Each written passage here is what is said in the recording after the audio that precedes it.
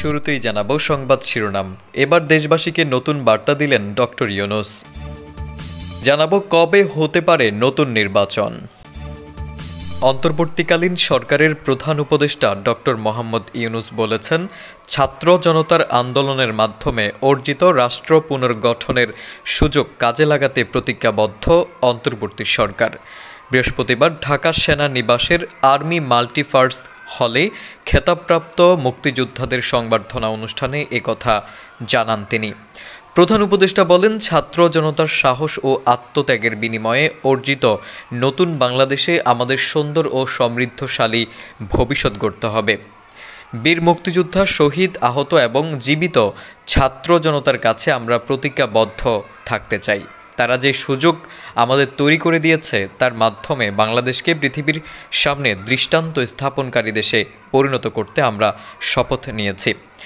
Doctor Yunus বলেন, নতুন দেশে আমাদের নতুন সব মানুষকে একটি বৃহত্তর পরিবারের বন্ধনে আবদ্ধ করা। পরিবারে মতভেদ থাকবে, বাকবিতণ্ডতা থাকবে, কিন্তু আমরা কেউ কারো শত্রু হব না।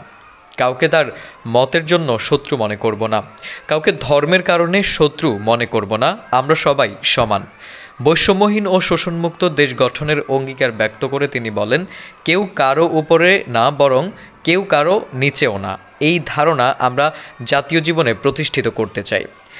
বৈষম্যহীন, শোষণহীন, কল্যাণময় এবং মুক্ত বাতাসের রাষ্ট্রের যে স্বপ্ন নিয়ে মুক্তিযোদ্ধারা দেশ স্বাধীন করেছিলেন, আমি সেই স্বপ্ন পূরণে অঙ্গীকারবদ্ধ।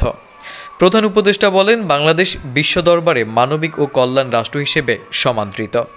আমরা সব রাষ্ট্রের সঙ্গে বন্ধুত্ব বজায় রাখব। আমাদের পররাষ্ট্রনীতির ভিত্তি পারস্পরিক সম্মান, আস্থা, বিশ্বাস ও সহযোগিতা। জলবায়ু সংকট মোকাবেলা এবং বৈশ্বিক শান্তি ও অর্থনীতি সুসংহত করতে আমাদের একত্রে কাজ করতে হবে। ডক্টর ইউনূস বলেন, বিশ্বের সঙ্গে তাল মিলিয়ে আমাদের এগিয়ে যেতে হবে। তরুণ সমাজ যেন সম্পদের সীমাবদ্ধতা থাকা সত্ত্বেও মেধার ভিত্তিতে নিজ নিজ সৃজনশীলতার বিকাশ ঘটিয়ে দেশ গঠনে অবদান রাখতে পারে, সেই পরিবেশ আমাদের নিশ্চিত করতে হবে। এদিকে প্রয়োজনীয় সংস্কার শেষে 2026 সালের মাঝামাঝি নির্বাচন হতে পারে মন্তব্য করেছেন অন্তর্বর্তী সরকারের নৌ পরিবহন, শ্রম ও কর্মসংস্থান মন্ত্রণালয়ের উপদেষ্টা ব্রিগেডিয়ার জেনারেল অবসরপ্রাপ্ত doctor M Sakhawat Hossain. British পার্লামেন্টের হাউস অব লর্ডসে মানবাধিকার সংগঠন ভয়েস ফর বাংলাদেশ আয়োজিত কনফারেন্স শেষে তিনি এ মন্তব্য করেন।